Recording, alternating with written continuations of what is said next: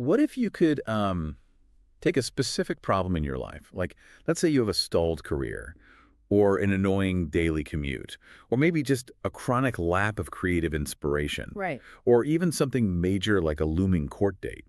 And instead of just worrying about it constantly, you could mentally slice off a piece of your own psychic energy. Just isolate it completely. Exactly. What if you could take that isolated chunk of focus, actually give it a name, literally build it a body out of mathematics, and then just send it out into the real world to fix the problem for you? I mean, it sounds like the plot of a high-concept fantasy novel, honestly. It really does. But according to the practitioners we're studying today, it is a highly structured, repeatable reality. Welcome to the Deep Dive, everyone. We are so thrilled you're joining us. Today we are attempting something that might completely bend your perception of reality. Or at the very least, radically change how you view your own internal monologue. Yeah, for sure. We are opening up a highly detailed, honestly incredibly specific manual.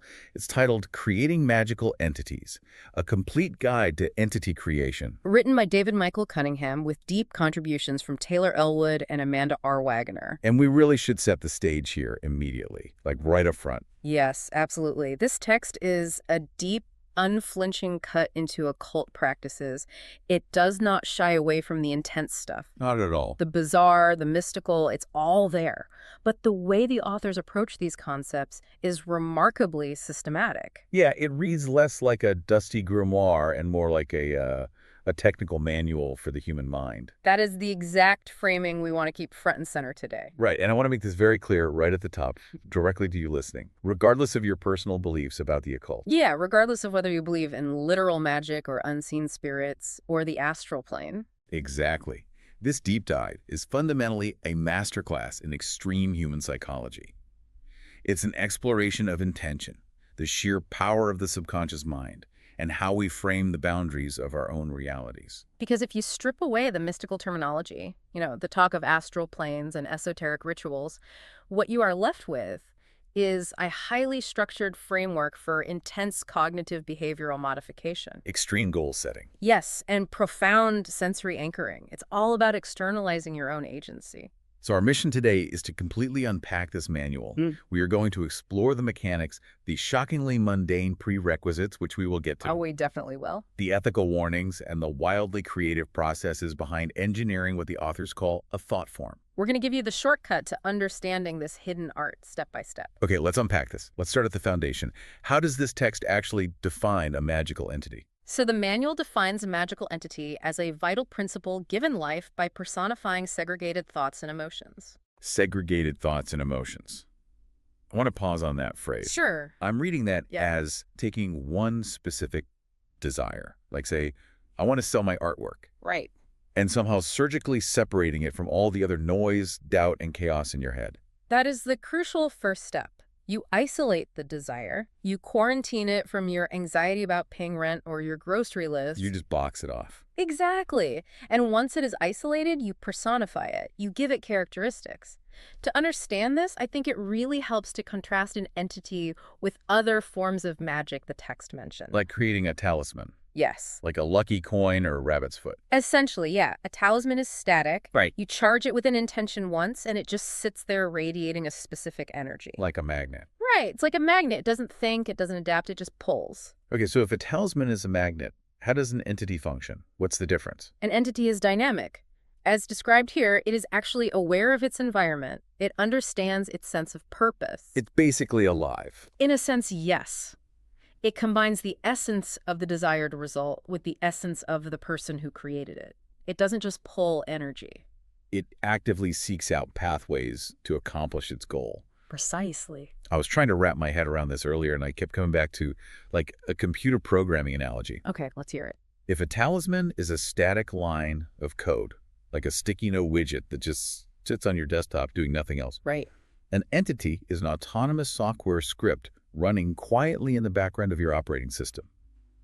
It's out there gathering data, executing complex commands, and adapting to new inputs without you having to click on it. That is a brilliant modern translation of what the authors are proposing. It makes it so much easier to grasp. It does. And the underlying philosophy they use to justify how this software can actually affect the physical world relies on the Hermetic concept that the mind is a microcosm of the universe. As above, so below kind of thing. Exactly. The text argues that because we are part of the universe, whatever intensely affects our mind has the mechanical ability to ripple out and affect the universe itself. The authors also point out that humanity has actually been doing this for millennia. Right? Yeah. Oh, absolutely. They bring up ancient gods and goddesses, suggesting that many of them originally came into being as nothing more than thought forms. Yeah, the anthropological angle here is really fascinating. I mean, early humans needed a way to interpret cause and effect in a terrifying, unpredictable natural world. Why did the storm destroy the crops? Right, or why did the hunt fail? To process this, they personified those natural forces. They segregated their fear and awe and gave it a face. And according to the text, as more and more people adopted those specific personifications, those fledgling thought forms gained momentum, They were fed by collective belief over centuries. until they transformed into the massive, powerful deities we recognize in mythology today. The text also touches on a much more localized historical example, which is witches' familiars. Oh, I love this part, because in popular culture, we picture a familiar as, a black cat or a toad. Right, usually an animal. And I always just assumed the cat itself was supposed to be magical. But the book says something entirely different. Yeah, the animal is merely the medium. It's just the physical vessel. So the cat is just a cat. Exactly. The actual familiar is the entity attached to the animal. The practitioner creates a thought form and links it to the cat, allowing the entity to use the cat's physical senses to interact with the physical world. That's wild. And the authors note that these familiars don't even require animals, right? No, not at all. They can be housed in inanimate objects like bottles, gems, or statues. I hear all of this, and I find it fascinating as a concept. But if you're listening to this right now, you might be having the exact same pushback I had when I first read it. Which is? If we are creating these things entirely in our own minds, using our own isolated thoughts, Yeah. isn't it just imaginary? I mean, aren't we just playing an incredibly elaborate adult game of pretend? The authors do not shy away from that skepticism. They actually address it head-on through an esoteric philosophical lens. Okay. They argue that once you deeply study these practices, you begin to realize that the rigid division between self and not self is actually an illusion. How so? Like, how does that work mechanically? Well, think about it from a purely neurological standpoint. Everything you experience, the chair you're sitting in, the sound of this conversation, it's all constructed within the dark, sealed limitations of your own skull. Right. My brain is interpreting signals. Exactly. Your mind is generating your perceived reality.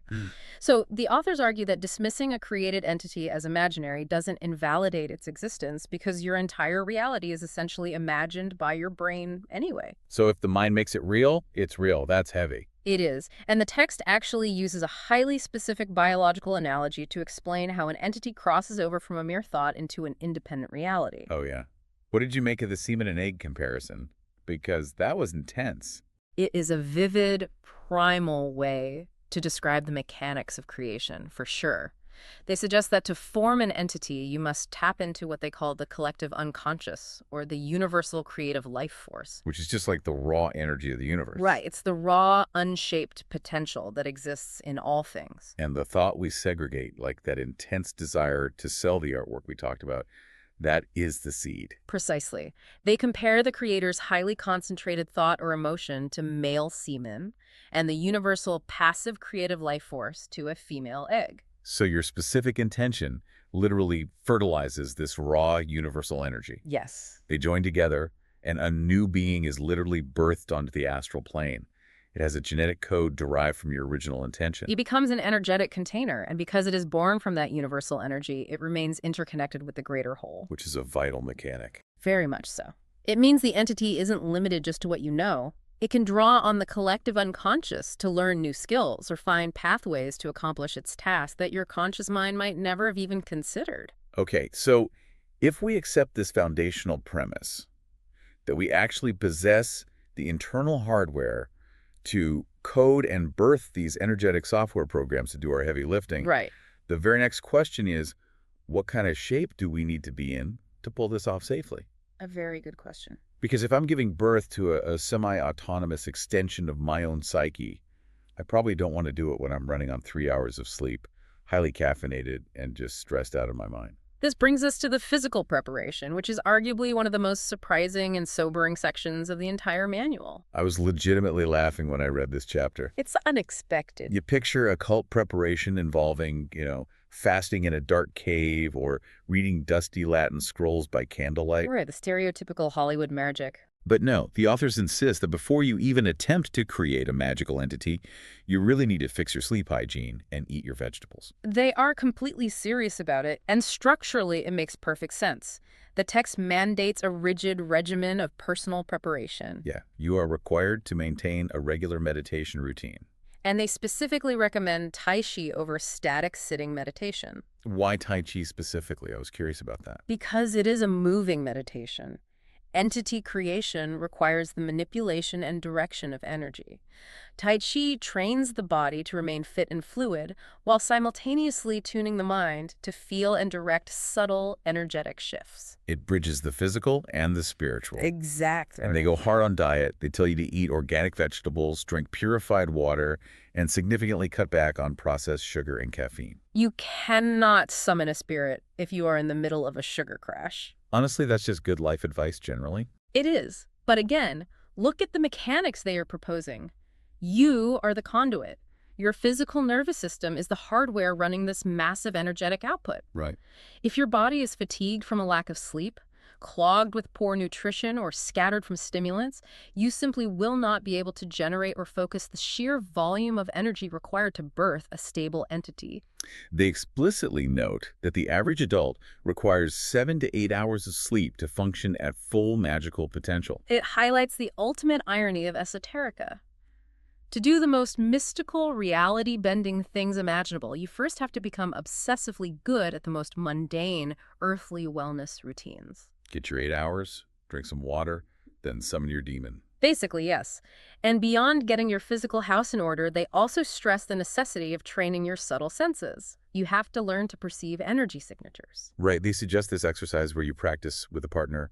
You stand facing each other, place your palms a few inches apart without touching. Just hovering there. Yeah, and just try to feel the resistance or the warmth of the other person's energy field. It's a calibration exercise, because if you lack the sensitivity to feel the radiating body heat and energy of a physical human being standing right in front of you... How could you possibly hope to manage an invisible thought form? Exactly. How could you interact with it? That makes perfect sense. You have to tune the instrument before you can play the symphony. But let's say you've done the work. Okay. You are sleeping 8 hours. You're doing your Tai Chi. You are buzzing with clean energy. You are ready to create. The text throws up a massive red stop sign right here. Yes. This raises an important question regarding the ethical price tag of this practice. Which is huge. Once you possess the focus to actually manifest an entity, you must become hyper-vigilant about what you instruct it to do. This raises the critical issue of cause and effect. The manual dives deep into the universe's accounting system here. They discuss the law of return, the Wiccan threefold law, and karma. They make a point to clarify that regardless of which spiritual framework you subscribe to, the underlying mechanism is universal. Your actions generate ripple effects. They don't frame karma as a cosmic, judgmental point system of punishment and reward, though? No, they frame it as a literal law of physics, action and reaction. If you throw a ball in a closed room, it will bounce back and hit something. And they are very clear that you cannot use the entity as a legal loophole for your karma. You can't say, well, I didn't get my neighbor evicted. Fury Waspum, the entity, did it. Go punish him. Right. The entity is an extension of your own will. You wrote the code. You are liable for what the software does. To illustrate this danger, the manual provides a highly specific and frankly terrifying cautionary tale. It comes directly from Amanda, one of the authors. The story of D-Watcher. Oh, man. If you're listening to this and thinking, I would just use an entity to ruin my terrible ex's life, please pay attention to this story. It is the ultimate warning. Amanda used to live in a duplex, and she ended up moving out under very bad, very hostile circumstances. She was furious. She was feeling vengeful. Understandably human emotions. Yes, but she used these techniques to create an entity named D-Watcher, which stood for Destructive Watcher. And she gave it a single malicious directive. Its only job was to slowly destroy that duplex and torment whoever lived there. It's just a completely destructive intent. She actually drew the entity's programming symbol on the backs of thumbtacks and physically hid them all over the house before she left. Wow. Under the edges of carpets, buried in the backs of closets, she programmed D-Watcher to cause broken pipes, crack the walls, and trip the electrical breakers. And according to her own account in the book, the entity executed its programming flawlessly. It worked entirely too well. But she made a catastrophic error. She didn't account for all the variables. She let her anger blind her to the long-term future. Because eventually, a good friend of hers ended up renting the upstairs unit of that exact same duplex. This is the cardinal sin of entity creation, according to their framework. You must foresee the collateral damage. The entity did not possess the human context to care that this new tenant was its creator's friend. It just read its code. Destroy duplex, torment inhabitant. It's just a machine executing a script. Her friend moved in, and it was a total nightmare. He tried to do a simple fix on the bathroom sink, and the entire sink violently ripped off the wall. That's terrifying. He tried to tighten a pipe under the kitchen sink, and the plumbing completely fell apart, flooding the place. The entity relentlessly tormented her friend until he was forced to move out. The authors include this failure to hammer home a vital protocol. You must plan your entity's parameters so thoroughly that you have absolutely zero guilt or surprise when it manifests. If you experience guilt, or if you fail to foresee obvious complications, like your own friends wandering into the blast radius of your curse, you are being fundamentally irresponsible with your energy. It is the ultimate weaponization of the old trope. Be careful what you wish for because you just might get it. Exactly. If you build a machine specifically designed to break things, you forfeit the right to act surprised when it breaks something you care about. Precisely. Okay, so we understand the massive risks. We understand the physical toll. Let's get into the actual architecture. How do we draft the blueprints for one of these beings so that it does exactly what we need it to do without, destroying a duplex in the process? The creation process always begins with defining what the text calls the realm of influence. You have to figure out the entity's trade, its specific craft. The text uses a really practical, relatable example here that I want to walk through. Okay. Let's say your goal is that you need a lump sum of cash, but you know about karma now. You don't want the monkey's paw scenario where you get 10 grand because your beloved aunt dies in a terrible accident and you get the insurance payout. Right. I meant clean money. You want to earn the money cleanly, specifically by selling a sculpture you recently made. This is where you have to narrow the focus. You start with the general realm of influence. If your goal revolves around selling a sculpture, the general realm is sales. Just broadly, sales. Yes. This defines the broad category of energy the entity will be operating within. But sales is way too broad. You could end up selling your car by accident. You need a specific realm of influence. Correct. The specific realm refines the target. In this case, it might be a tractor of fine art purchasers willing to pay my set price. I love how granular that is. We've gone from a vague, I want money, to I want to attract specific people who buy fine art at full price. It really narrows it down. It really is like writing a highly specific corporate mission statement, but for a ghost you're building in your brain. That refinement culminates in what the authors call the statement of intent. This is the core DNA of the entity. So for our example, what does that look like? The formal statement becomes, to influence and attract fine art purchasers that are willing and able to purchase my sculpture for a price that I set. So you have the DNA. Now you have to name the baby. And I have to say, the naming convention the authors lay out here is one of the most bizarre, fascinating, and internally logical, psychological tricks I have ever encountered. It is a deliberate, methodical process of linguistic distillation. You absolutely do not just name it Bob the Sales Ghost. No, definitely not Bob. Let's break down exactly how they do it. You take your statement of intent to influence and attract fine art purchasers that are willing and able to purchase my sculpture for a price that I set. And you start stripping it down. First, you violently edit it. You remove all the common unneeded words, the ands, the these, the they'll. Yes, you have that reduced sentence. You take only the first letter of every remaining word. Which leaves you with a completely unpronounceable string of letters. From our example, you get I-A-F-A-R-A-W-P-M-S-P-I-S. Obviously, you cannot work with that. So the next step of distillation is to remove all the duplicate letters. Wait, let me make sure I have the mechanics right. I look at that string, I see the letter A appears 3 times. Do I just delete the second and third A? Precisely. You only keep the first instance of any letter. Okay, so scrubbing the duplicates leaves us with IAFRWPMS. It's still total gibberish. It's just a consonant cluster. This is the crucial step where you inject vowels to make the name pronounceable. But the text warns against just picking vowels at random. Of course they do. The authors utilize numerology to select vowels that will bring the mathematical value of the final name into perfect harmonic alignment with the entity's task. And following this exact mathematical linguistic reduction, the text takes that cluster of letters, injects the numerologically correct vowels, and births the final name, Firi Waspum. Firiwaspim. From the mundane sentence, I want to sell my sculpture, we have engineered the name Firi Waspum. They do offer a slightly less mathematically intense method for simpler workings, which involves spelling your core desire backward. Right, so if your goal is simply buy new car, you smush it together and spell it backward, and you get Requenuba. Requenyub. It sounds like an ancient Sumerian demon of the underworld, but it literally just means buy new car. Exactly. But I have to push back here, because this seems like an incredible amount of work just to name something. Why go through this complex encryption process? Why not just name the entity car buyer and be done with it? Let's look at the psychological mechanics behind that.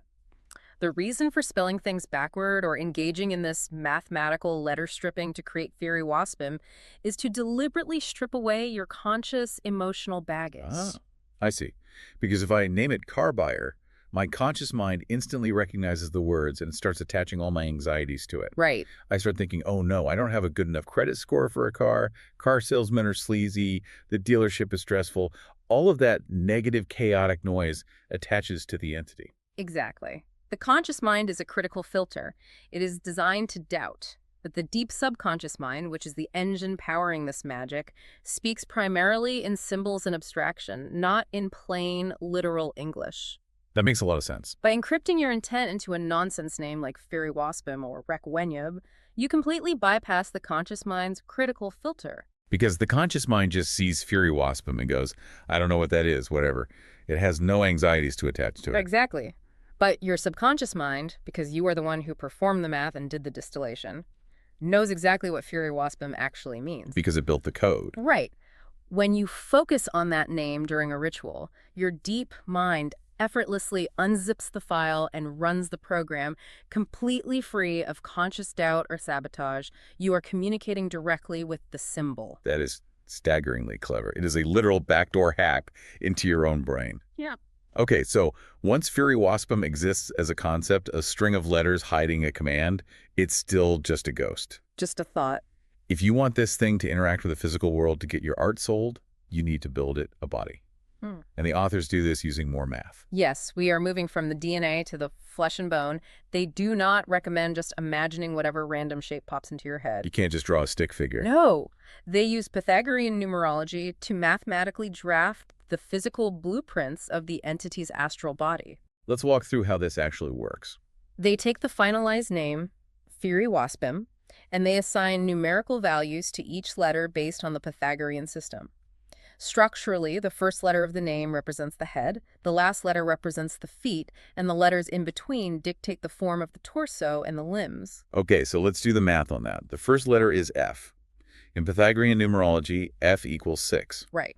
The text explains that 6 is considered a feminine number, and it's associated with occupations like artists, hosts, or advisors. Because F is the first letter, it dictates the head. So Firi Waspim has the head and facial features of a female advisor. Then you look at the final letter, which is M, representing the feet. M equals 4. 4 is also a feminine number. Yes, but it's associated with architects, builders, or sculptors. So you work your way through the name, letter by letter, number by number, assigning physical attributes based on the mathematical resonance of the letters. You are quite literally building a Frankenstein monster. Essentially, yes. The text walks through the rest of the letters and ends up describing an entity that is predominantly male, because there were more masculine numbers overall in the name. Okay. But he has the head of a female advisor, the arms of a salesperson, the solid stomach of an expert, and the grounded feet of a sculptor. It is a hyper-specific avatar. It is crucial to note that the appearance does not have to be humanoid. Depending on the numerology and the intent, it could look animalistic, geometric, or completely alien. Really? Like a floating orb or something. Could be. But the vital underlying rule is that the appearance must be in total harmony with the entity's specific realm of influence. This is where common sense has to override aesthetics. If you are creating an entity to bring a sense of calming peace and beauty into a chaotic home, you absolutely should not design it to look like a terrifying, blood-soaked gargoyle with fangs. I think the authors provide a kind analogy for this. They ask, if you took your car to an auto repair shop and all the mechanics were walking around in pristine, spotless, tailor-made three-piece suits, would you trust them to rebuild your transmission? Absolutely not. Yeah. I'd assume they didn't know how to get their hands dirty. I want a mechanic in greasy coveralls. Exactly. The physical appearance must communicate the function to your subconscious. You wouldn't hire a mechanic in a tuxedo, so do not give a comforting, healing entity a frightening or aggressive appearance. Form must follow function. So we have the astral body designed. But the text argues that for us, as physical humans living in a physical world, to really interact with this astral creation, we need to give it a physical house. Yes. We have to build it an anchor in our reality. This is an anchoring technique that spans thousands of years of human history. It heavily leverages our deep-seated childhood instincts. You mean that innate ability kids have to believe their stuffed animals are completely alive and have complex personalities? Precisely. As adults, we tend to suppress that instinct, but we never truly lose it. We still talk to our cars when they won't start. Oh, guilty. We yell at our computers when they freeze. We naturally want to personify inanimate objects. The authors teach you to harness that lingering instinct deliberately. You select a physical object to serve as the entity's home base.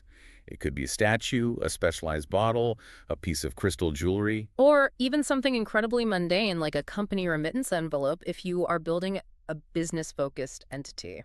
But I had a thought while reading this section. Let's say I'm making a protection entity, specifically to watch over my partner while they travel. Okay.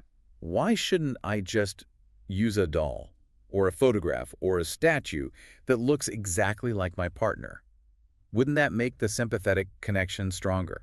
The manual issues a very stern warning against doing exactly that. If you make the physical housing resemble a living person that you know, you run a massive risk of confusing your personal energy with the entity's energy. The wires get crossed in your subconscious. Exactly, the boundaries bleed. If the entity encounters a psychic attack, or if its energy has to turn aggressive or volatile to accomplish its protective task, that volatile energy could bleed over the sympathetic link. And actually hurt them. It could cause physical or psychological distress to the actual person the object resembles. The energetic boundaries must remain crystal clear. The entity is a tool, not a clone. Okay, so let's review the architecture so far. We have the refined intent, we have the encrypted name, we have the numerologically designed astral body, and we have a physical object to house it. Right. Theoretically, the entity is now ready to be alive, but like all living things, it is going to need to eat. This is perhaps the most crucial maintenance concept in the book. Entities require fuel to survive. The universe does not provide a free lunch. If you do not feed your entity, it will simply fade away into nothingness and die. Or worse.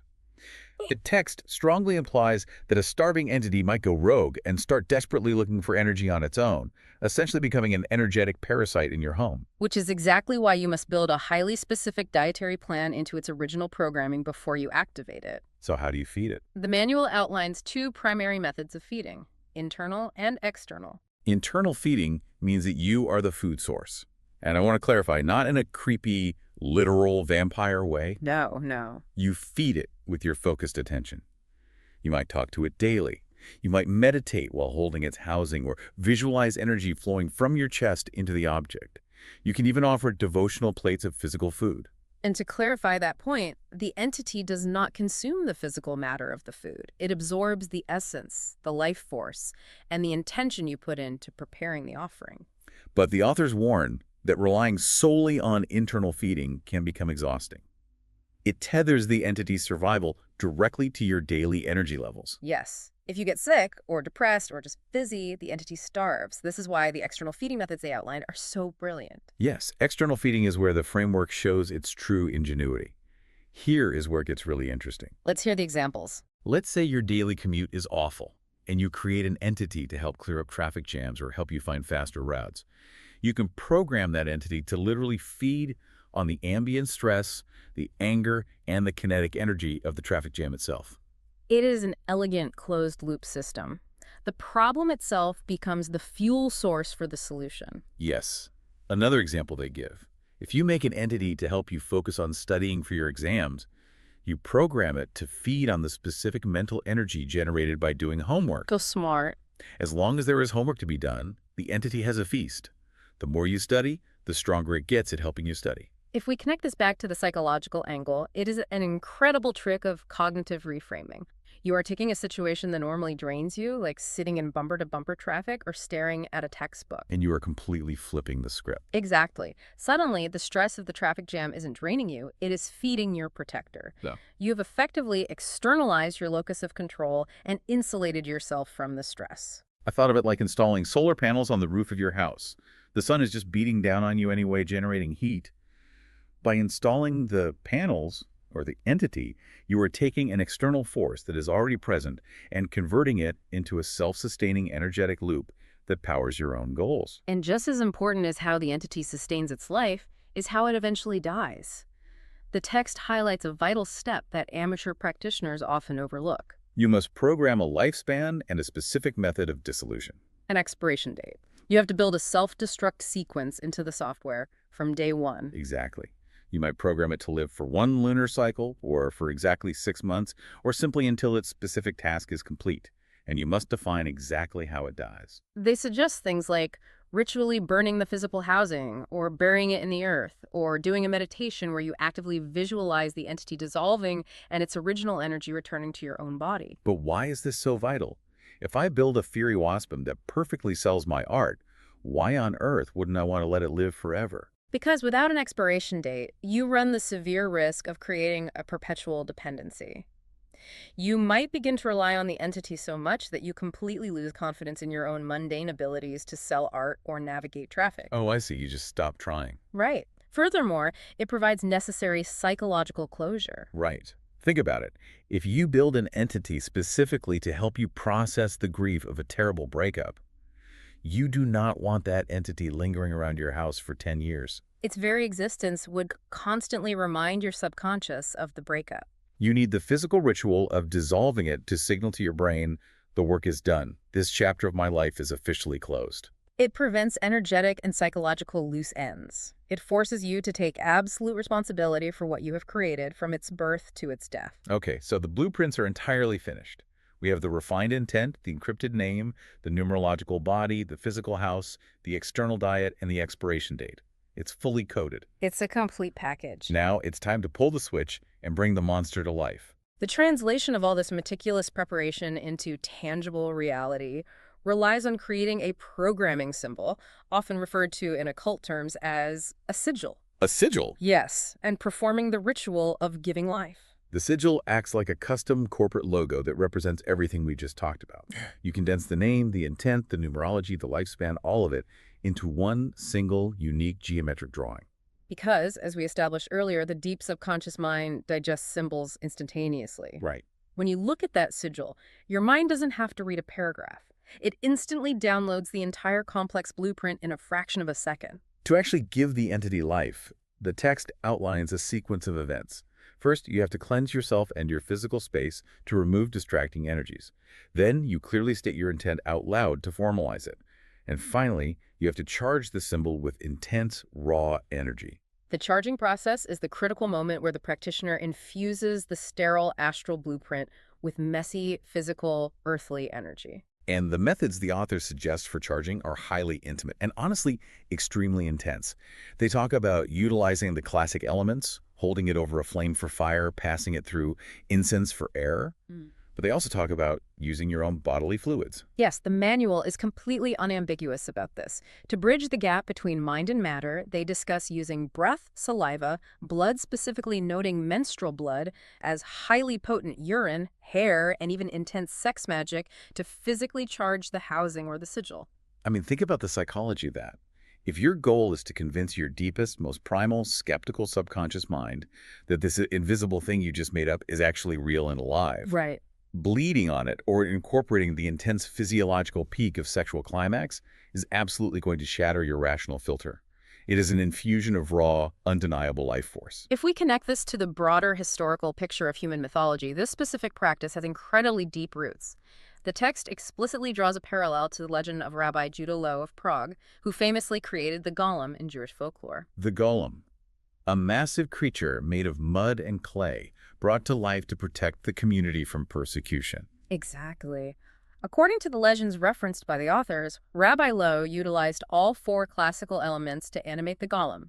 He used earth in the form of the clay body, water in the form of the fluids used to shape the mud. Fire and air, too? Yes, fire, represented by the heat of life or blood. Right. And finally, air, through the breath of life blown into the creature's nostrils, along with the spoken word of God. Wow. The authors are suggesting that when you bleed or breathe onto your sigil, you are engaging in the exact same archetypal process.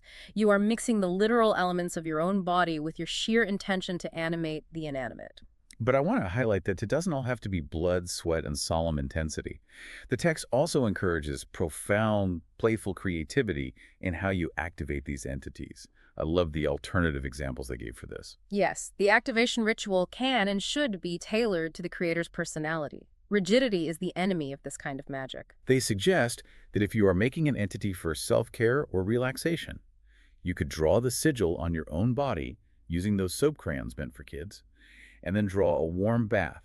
You get in, and as the water slowly dissolves the soap from your skin, the water itself receives the programming and activates the entity all around you. That's a beautiful method. Or, my personal favorite, you can draw the sigil and frosting on a cake and then just eat the cake. You literally consume the magic to activate it inside you. Which is a brilliant piece of sensory magic. Whether it's the heat of a bath or the taste of frosting, it forces you to engage touch, smell, taste, and sight all at once. This drives the symbol incredibly deep into your psyche, anchoring the intention to a physical reality. Okay, so once you master these fundamentals, the blueprint, the housing, the feeding, the sensory activation, the authors suggest you don't have to stop at basic goal-oriented entities. You can start hacking the system. You can move beyond basic programming and create highly advanced, specialized tech. The manual refers to this section as advanced adaptations. Mm-hmm. And this is where the possibilities of what you can build become truly expansive and slightly concerning. One of the first advanced concepts they introduce is the ESAG. The Energy Storehouse Entity. This concept blew my mind. What is it exactly? An ESAG is an entity designed with one singular passive purpose: to act as an energetic battery.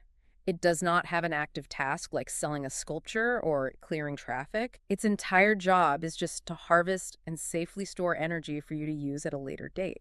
The authors point out a common problem practitioners face. Sometimes you feel amazing, you wake up, you're full of energy, you're super positive, you're completely in the zone, but you don't actually have a specific magical working or goal to accomplish that day. Right, you're just feeling good. Instead of just letting all that great energy dissipate, you intentionally feed it into your ESEG. It stores it. Then, weeks later, if you are exhausted, depleted, but you urgently need to send healing energy to a sick friend, you don't have to drain yourself. You just tap the battery, you withdraw the energy you saved up. You can even program an ESE to harvest neutral ambient energy from your environment so you don't have to feed it yourself. For example, the text suggests programming the entity to absorb the energy of light radiating from a lamp that's been left on in an empty room. Just skimming off the top of the universe's wasted energy. Mm-hmm. But you have to be incredibly careful with the programming here, right? If you don't program it specifically to only take neutral, non-human energy, you could accidentally create an energetic vampire that just drains the life force out of everyone living in your house. That is a very real risk, according to their framework. You must be airtight with your parameters. And this concept of harvesting ambient energy leads us to perhaps the most provocative and culturally relevant concept in the entire book. Oh yes, viral entities and pop culture links. Let's talk about it. The Harry Potter virus. This is hands down my favorite case study in the manual. So set the scene. The authors noticed that around the time they were writing this book, there was a massive cultural furor among certain fundamentalist Christian groups who were terrified that the Harry Potter books were literally leading children into Satanism and witchcraft. Yes, There was a ton of negative energy, fear, and genuine anger being directed at Harry Potter. It was a true cultural flashpoint, a massive swirling concentration of collective emotional energy dominating the news cycle. So the authors decided to hack that energy. They didn't want to fight it. They wanted to use it. They created a viral entity using a physical collage. They took images of Harry Potter casting spells, images of him standing on a destroyed church, and I kid you not, an image of Harry Potter boiling the Pope in a cauldron. Just incredibly provocative imagery. They surrounded this deeply provocative imagery with pictures of hordes of people flocking to Hogwarts, and they printed the text, "Couldn't we all use a little magic?" Across the top. The ingenuity here is entirely in the programming parameters. They designed this viral entity to specifically feed on the negative energy, the fear, the outrage, and the anger of the furious Christians who looked at it. But it wasn't designed to just consume that anger and get fat. It was programmed to convert it. Right. It acted like an energetic catalytic converter on a car.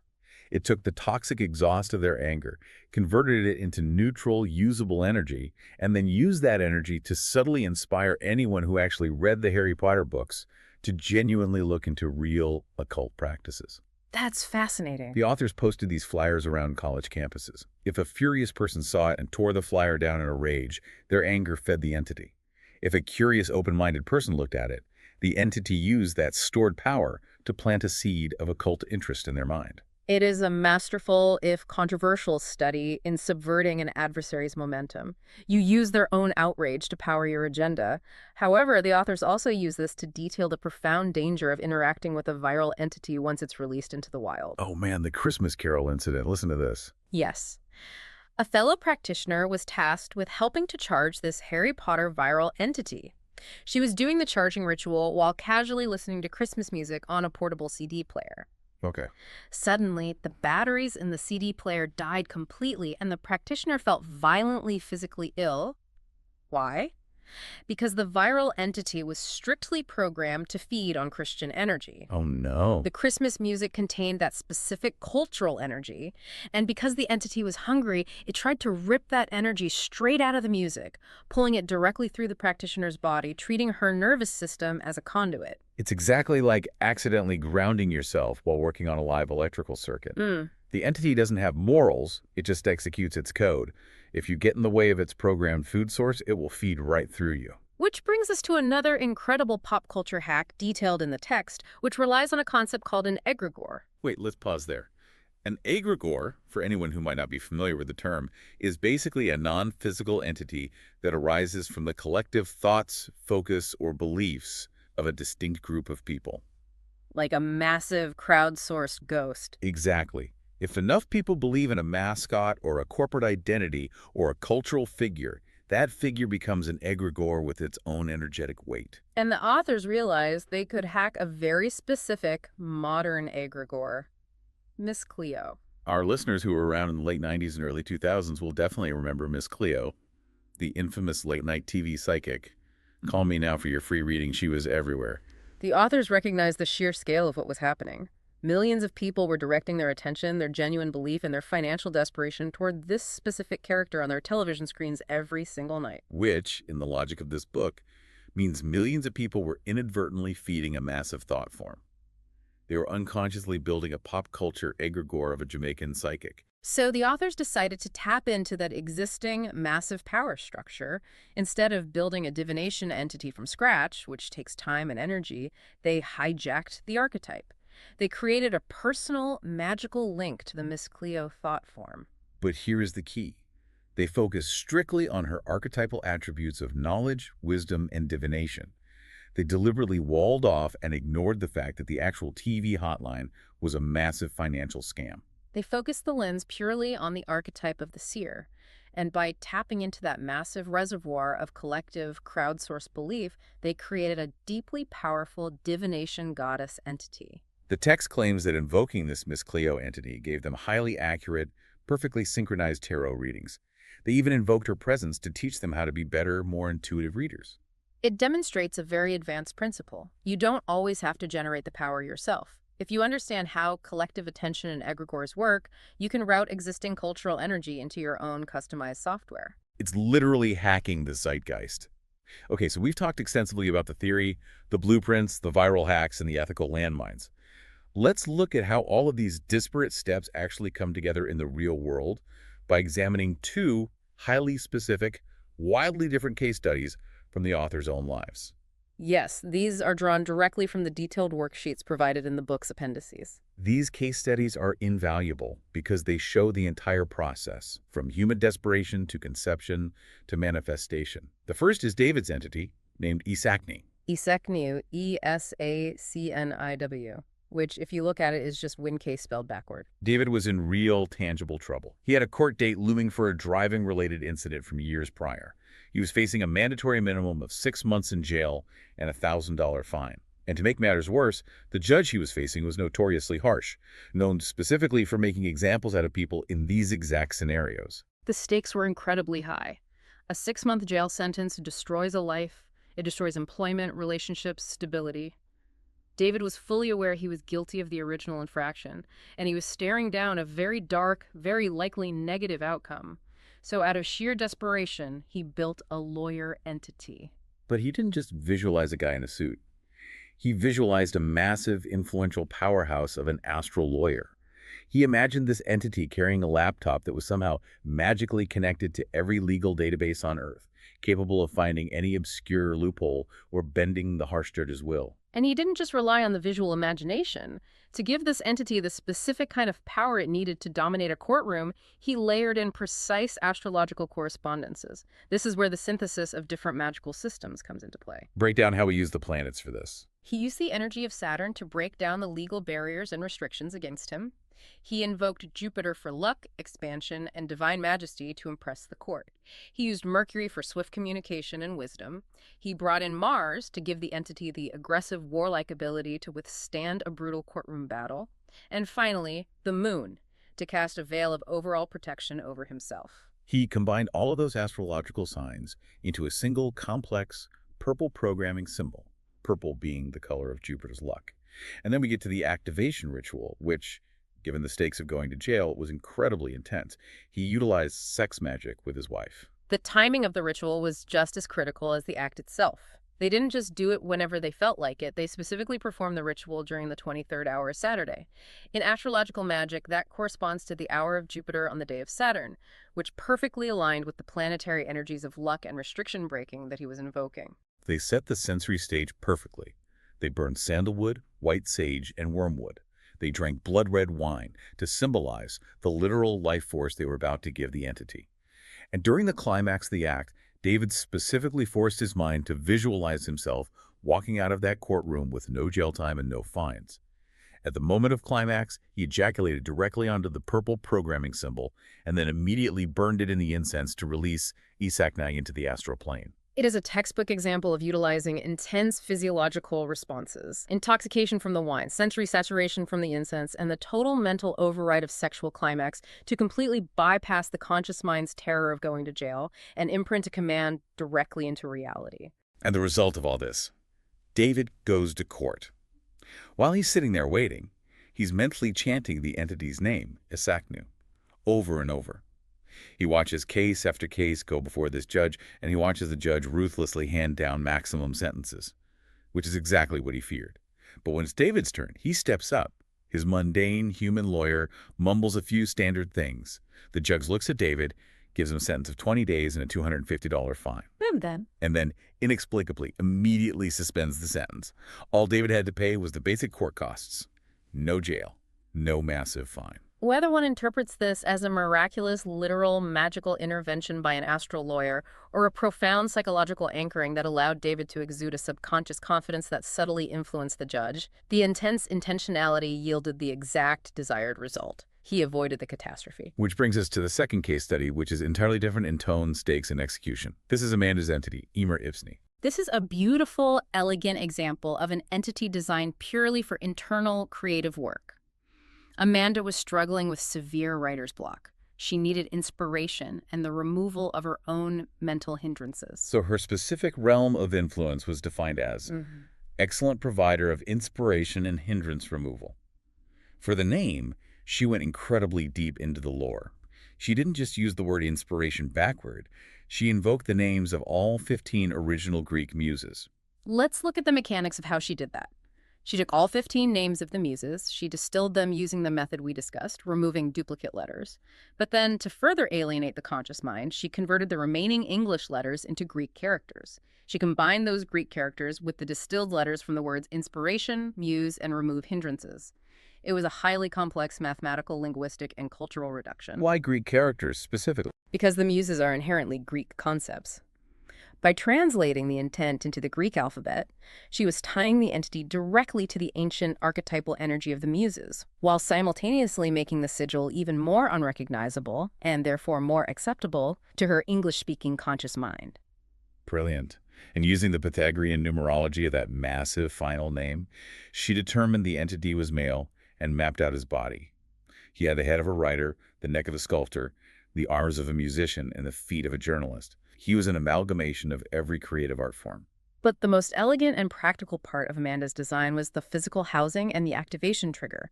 She didn't use the intense sex magic or blood that David used. She used highly targeted sensory magic, specifically aromatherapy. She chose to house Emer Ipsney in a small, yellow glass bottle of lemon essential oil, and the colors and scents weren't random. Yellow is the elemental color of air, of the east, of new beginnings, communication, and sharp intellect. And the scent of lemon is a sharp, waking, clarifying scent. Exactly. She anchored the entire complex ancient Greek architecture of this entity to a single, easily accessible, sharp sensory input. This meant that whenever she sat down at her keyboard and felt the writer's block creeping in, she didn't need to stop and perform a grand, hour-long ritual. She simply unscrewed the cap of the yellow bottle and deeply inhaled the scent of lemon. That scent immediately triggered the deep subconscious programming she had installed. Her brain recognized the smell, instantly unlocked the Emer Ipsney entity, and the entity went to work clearing the mental fog and providing inspiration. It is an absolute masterclass in establishing a practical, physical trigger for a complex psychological state. So we've covered incredible ground today. What does this all ultimately mean? We've talked about ancient gods born of fear. We've talked about duplex destroying vengeance demons. We've talked about weaponized Harry Potter viruses and lemon-scented Greek muses. It means that the human mind is infinitely malleable and incredibly, dangerously powerful. Whether you view the practices outlined in this manual as literal occult magic that manipulates the unseen fabric of the universe, or if you view it as a highly advanced, esoteric framework for cognitive behavioral therapy, neurolinguistic programming, and the deliberate externalization of the locus of control, the level of focused intentionality required to execute this is staggering. It really is. It's not passive wishing. You have to know exactly what you want. You have to understand exactly what it might cost in collateral damage. You have to build a rigorous psychological architecture to support it, and you have to physically anchor it to your reality using your own senses and biology. It forces you to stop being a passive victim of your circumstances and take absolute, uncompromising responsibility for your desires and your actions. So, to recap this wild journey, we started by defining a thought form, surgically separating it from the chaotic noise of our daily minds. We learned that to do this safely, you have to be physically healthy, grounded, and hyper-aware of the physics of karma and consequence. We drafted intricate blueprints using bizarre, encrypted naming conventions to hack our own subconscious.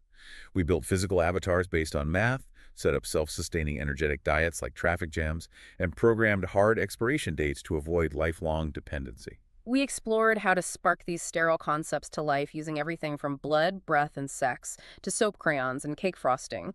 And we saw how advanced practitioners can harvest ambient room energy, hijack massive pop culture egregores, and engineer incredibly precise outcomes to avoid jail time or cure writer's block. So I want to challenge you, the listener, right now. Think about your own life. What specific stubborn problem are you facing right now?